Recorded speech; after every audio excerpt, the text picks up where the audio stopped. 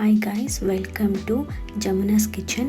ಇವತ್ತು ನಾನು ತೋರಿಸ್ತಿರೋ ರೆಸಿಪಿ ಬಂದು ಹುರುಳಿಕಾಳು ಬಸ್ಸಾರು. ಇದನ್ನು ಮಾಡೋದಕ್ಕೆ ಏನೇನು ಬೇಕು ಅಂತ ತೋರಿಸ್ತೀನಿ. ಫುಲ್ ರೆಸಿಪಿನ ನೋಡಿ. ಮೊದಲಿಗೆ ಒಂದು ಕುಕ್ಕರ್ಗೆ ಹುರುಳಿಕಾಳನ್ನ ಹಾಕ್ಕೋಬೇಕು. ನಾನಿಲ್ಲಿ ಮೊಳಕೆ ಕಟ್ಟಿರೋ ಹುರುಳಿಕಾಳನ್ನ ತೊಗೊಂಡಿದ್ದೀನಿ. ನೀವು ಇದ್ದರೆ ಮೊಳಕೆ ಕಟ್ಟಿದ ಕಾಳಾದರೂ ಯೂಸ್ ಮಾಡ್ಬೋದು, ಇಲ್ಲ ಅಂತಂದರೆ ನೀವು ನಾರ್ಮಲ್ ಕಾಳನ್ನು ಕೂಡ ಯೂಸ್ ಮಾಡ್ಬೋದು. ನೆಕ್ಸ್ಟ್ ನಾನು ಅದಕ್ಕೆ ಬದನೆಕಾಯಿ ಕೂಡ ಆ್ಯಡ್ ಮಾಡ್ಕೊಂಡಿದ್ದೀನಿ. ಬದನೆಕಾಯಿ ಬಂದು ಆಪ್ಷನಲ್ಲು, ನಿಮಗೆ ಬೇಕು ಅಂದರೆ ಹಾಕೋಬೋದು, ಇಲ್ಲ ಅದ್ರ ಬದಲು ನೀವು ಯಾವುದೇ ಥರ ಸೊಪ್ಪು ಬೇಕಾದರೂ ಹಾಕೋಬೋದು. ಅದಕ್ಕೆ 2 ಟೊಮೆಟೊ ಸೇರಿಸ್ಕೊಳ್ಳಿ, ಮತ್ತು ಎಷ್ಟು ನಿಮಗೆ ನೀರು ಬೇಕೋ ಅಷ್ಟು ನೀರು ಹಾಕ್ಕೊಳ್ಳಿ. ಯಾಕಂದರೆ ಫುಲ್ ಸಾಂಬಾರನ್ನ ನಾವು ಇದೇ ಬೇಯಿಸ್ಕೊಂಡಿರೋ ನೀರಲ್ಲೇ ಮಾಡಬೇಕು. ಮತ್ತು ರುಚಿಗೆ ತಕ್ಕಷ್ಟು ಉಪ್ಪು ಹಾಕಿ 3 ವಿಷಿಲ್ ಕೂಗಿಸ್ಕೊಳ್ಳಿ. ಬಾಣಲಿ ಬಿಸಿ ಆದಮೇಲೆ ಅದಕ್ಕೆ 1 ಸ್ಪೂನ್ ಆಯಿಲ್ ಹಾಕಿ ಅದಕ್ಕೆ ಒಣಮೆಣಸಿನ್ಕಾಯಿ ಮತ್ತು 2 ಗೆಡ್ಡೆ ಬೆಳ್ಳುಳ್ಳಿನ ನಾನು ಸಿಪ್ಪೆ ಸುಲಿದು ಹಾಕಿದ್ದೀನಿ. ಚೆನ್ನಾಗಿ ಫ್ರೈ ಮಾಡ್ಕೊಳ್ಳಿ. ನೆಕ್ಸ್ಟ್ ಇದಕ್ಕೆ ಆನಿಯನ್ ಹಾಕಿ ಚೆನ್ನಾಗಿ ಫ್ರೈ ಮಾಡ್ಕೊಳ್ಳಿ. ನೆಕ್ಸ್ಟ್ ಇದಕ್ಕೆ 1 ಸ್ಪೂನ್ ಜೀರಿಗೆ ಹಾಕಿ ಫ್ರೈ ಮಾಡ್ಕೊಳ್ಳಿ.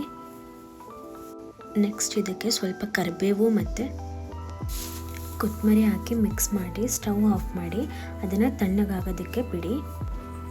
ನೆಕ್ಸ್ಟ್ ಈ ಕಡೆ ಕುಕ್ಕರ್ ಪ್ರೆಷರ್ ಕೂಡ ಬಿಟ್ಟಿರುತ್ತೆ. ನೆಕ್ಸ್ಟ್ ಅದನ್ನು ಕಾಳು ಮತ್ತು ನೀರು ಸಪ್ರೇಟಾಗಿ ಬಸ್ತಿಟ್ಕೋಬೇಕು. ನೆಕ್ಸ್ಟ್ ಒಂದು ಮಿಕ್ಸಿ ಜಾರ್ಗೆ ಫ್ರೈ ಮಾಡ್ಕೊಂಡಿರೋ ಈರುಳ್ಳಿ ಮತ್ತು ಬೆಳ್ಳುಳ್ಳಿ ಮೆಣಸಿನ್ಕಾಯಿನ ಹಾಕ್ಕೋಬೇಕು. ನೆಕ್ಸ್ಟ್ ಅದಕ್ಕೇ ಕಾಳು ಮತ್ತು ಟೊಮೆಟೊನೂ ಆ್ಯಡ್ ಮಾಡ್ಕೋಬೇಕು. ಇಲ್ಲಿ ನಾನು ವಿಡಿಯೋದಲ್ಲಿ ತೋರಿಸ್ತಾ ಇದ್ದೀನಲ್ಲ, ಅಷ್ಟು ಹುಣಸೆಹಣ್ಣು ಕೂಡ ಆ್ಯಡ್ ಮಾಡ್ಕೋಬೇಕು. ಸೊ ನೀವು ಟೊಮೆಟೊ ಹಾಕಿದ್ದೀರಾ ಅಂತ ಹುಣಸೆಹಣ್ಣು ಹಾಕ್ತಾ ಇರಬಾರ್ದು. ಸೊ ಹುಣಸೆಹಣ್ಣು ಹಾಕೋದ್ರಿಂದ ಟೇಸ್ಟ್ ಸ್ವಲ್ಪ ಇನ್ನೂ ಚೆನ್ನಾಗಾಗುತ್ತೆ. ಅದಕ್ಕೇ ಹುಣಸೆಹಣ್ಣು ಸ್ವಲ್ಪ ಆ್ಯಡ್ ಮಾಡ್ಕೊಳ್ಳಿ. ನೆಕ್ಸ್ಟ್ ನಾನು ಮನೆಯಲ್ಲೇ ಮಾಡಿರೋ ಸಾಂಬಾರು ಪುಡಿ ಕೂಡ ಆ್ಯಡ್ ಮಾಡಿದ್ದೀನಿ, 2 ಸ್ಪೂನ್ಸು.